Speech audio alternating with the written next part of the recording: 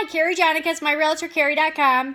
I'm here to talk today about 10 things you need to do once you have an accepted offer.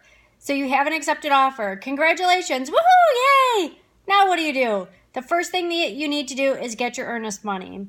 If you have an Illinois contract, underneath the purchase price, you will find the amount of earnest money that you agreed upon with the seller, as well as the date that it is due. I strongly encourage you to know all of the dates of your contract of when things are due. Even though your realtor, your attorney, and your lender will help you with those dates, it's a good idea just to know what those dates are. Now, as far as the earnest money, I strongly suggest that you get a cashier's check as opposed to a personal check, because some offices will require you to have a cashier's check. So when in doubt, just get a cashier's check. It'll be much easier, less headaches for later. The next thing that you need to do is you need to schedule a home inspection with an Illinois licensed home inspector.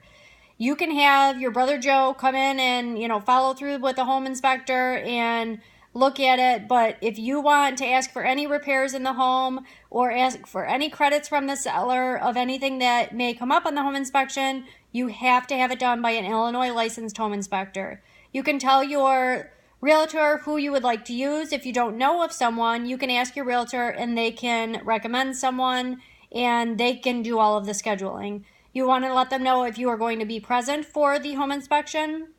And if you have any questions about whether you should or should not be there, I do have another video on that. You can find that on my website at myrealtorcarrie.com. The next thing that you will need to do is check with your lender about any lender documents that need to be signed. There will be other documents that you will need to be signed after the contract has gone through. So check with your lender. Your attorney will then order the title commitment. This is not something that you'll really have to do anything with, but your attorney will arrange for that to be ordered.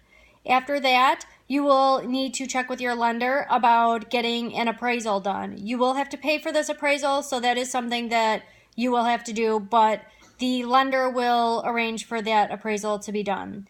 After that, you want to check with your homeowner's insurance company and order your insurance. You will need to give proof of that insurance to your lender and to your attorney to move forward with closing.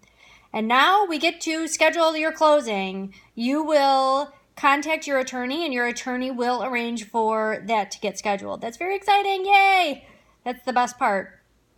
After that, you can schedule your final walkthrough. The final walkthrough will be done usually within the week of closing, the closest to closing as possible, just because we want to make sure that nothing has changed. And, if you go 3 weeks beforehand and they end up dinging the wall or something, then you've got a problem. So the closest to closing is as possible.